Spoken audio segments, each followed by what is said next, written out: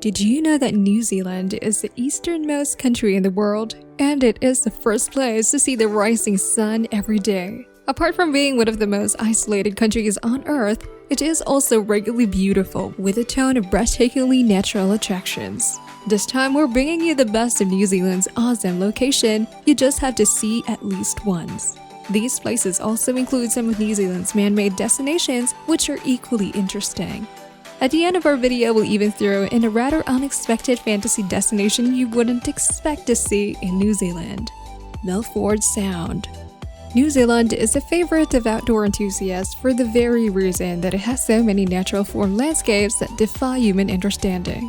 One of these is definitely Milford Sound, a fjord located in Fiordland National Park, South Island. A fjord is basically a sea inlet, almost like a river that is flanked on both sides by high and majestic mountains. Therefore, the best way for you to enjoy Milford Sound is to take a cruise from either Te Anau or Queenstown. These cruises are return-day trips that include lunch, and you'll have guides who will explain certain highlights throughout the entire trip. Milford Sound is home to some spectacular dark forest-covered mountains, but the most majestic views have to be the tall waterfalls gushing out of these mountains. If cruising doesn't sound like you can still see Milford Sound via land tours of Fiordland Park. Rotorua. The next place you have to head is Rotorua, located on the banks of a lake on the North Island. Rotorua is most famous for sitting right smack on the Pacific Ring of Fire and therefore having many geothermal attractions. Among these attractions include the mud pools at Tipua Wakarewarewa Valley, which spew forth bubbling hot mud and steam. Here you'll also be able to see the 30-meter high Pahotu Geyser, and if you're lucky you'll see it erupting, which is usually the case several times a day. If you visit Rotorua, don't miss hot springs here, as well as relaxing at the Polynesian Spa. Finally, you really have to visit the Tamaki Maori village here, where they have a 4-hour evening feast where you can experience authentic Maori cooking by the seasons, exploring the living village, and be entertained with drama, performances, and songs. Bay of Islands. The north of New Zealand is also home to the Bay of Islands, a location about 2.5 hours drive from Auckland. This area is called the Bay of Islands simply because there are more than 140 islands here, each with its own subtropical unique features. The best way to experience the Bay of Islands is to join a day cruise with a guide. This way you'll be able to see the pristine beaches and appreciate the vegetation of the islands here. You'll also be able to learn their history and how the Maori interacted and lived among these islands in the past. The islands are home to whales, marlin, dolphins, penguins, and much more, which you'll be able to see with a cruise tour.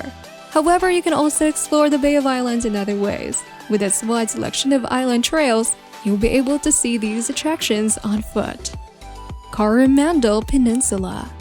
If you're into beaches, there's no better place in New Zealand to head to than Coromandel Peninsula. The entire peninsula juts out from the North Island into the Pacific Ocean, promising several white sandy beaches along its coast. One of the most popular destinations on the Coromandel Peninsula has to be the Cathedral Cove. It's a majestic-looking cave that arches high above your head and is found right on the beach. If you want to explore Cathedral Cove, the best way is to go on a 1.5-kilometer walk where you'll be able to see Gemstone Bay, the Mare's Leg, in addition to the famous Arching Cave. Another attraction here is Hot Water Beach, where visitors will be able to dig their own hot water spas in the sand and relax in the naturally warm waters. In addition to maintain safety, visitors are only allowed to come here and dig their own pools within 2 hours either side of low tide. Wellington. New Zealand has a lot to offer to those who aren't fans of outdoors and would prefer something a little more urban to visit. If this is you, then head on over to Wellington, the capital city of New Zealand. Despite being the capital, Wellington isn't the busiest or largest city here.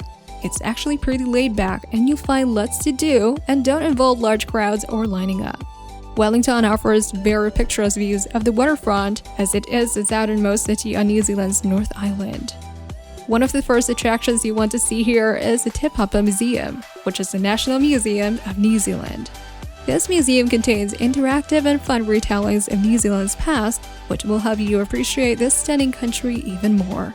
Next, you should head on over to Cuba Street, a vibrant collection of shops and eateries where you can really feel New Zealand's creative culture.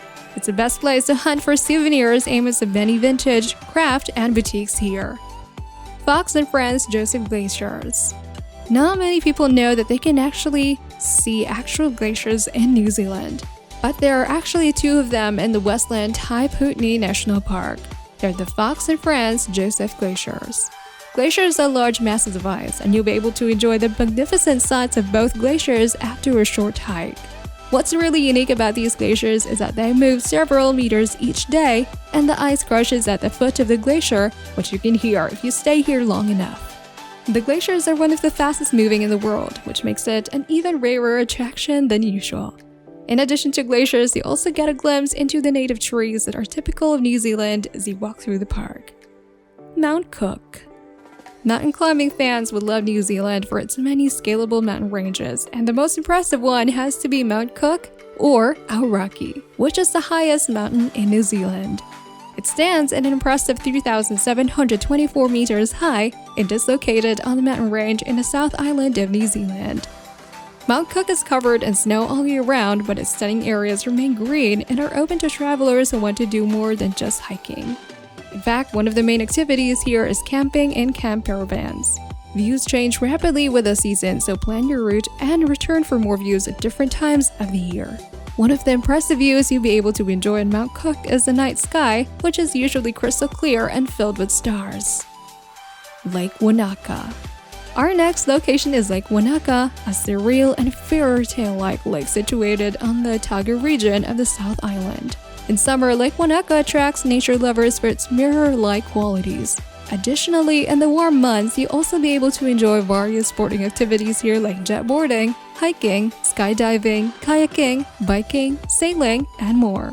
In the winter months, Lake Wanaka transforms into a snowboarder and skier's paradise, with several locations available including Cardona, Snow Farm, Soho Basin, and Treble Cone. Hobbiton Movie Set.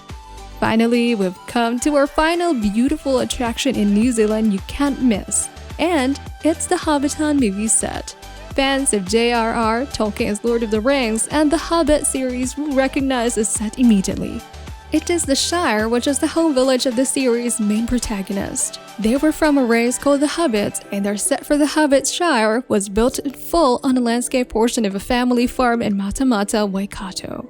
Hobbiton is a truly dreamlike place, with tiny cottages and whimsical gardens surrounding them. Guided tours are available daily beginning at the Shire's Rest Cafe on Buckland Road, Matamata. Among the spots you'll be able to see here include Bilbo and Frodo Baggins' home, Bag End, the Green Dragon Inn, the Mill, and the Party Tree.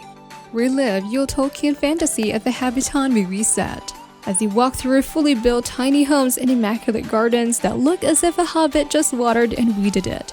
You can even enter some of these homes to explore them. New Zealand is a land of rugged landscapes which have been untouched for millions of years. You'll be able to feel the purity and wonder of nature no matter which destination you choose to visit in this country. Apart from just spectacular views, you can also rest easy in the knowledge that New Zealand is one of the safest places for travelers, even when you're traveling alone.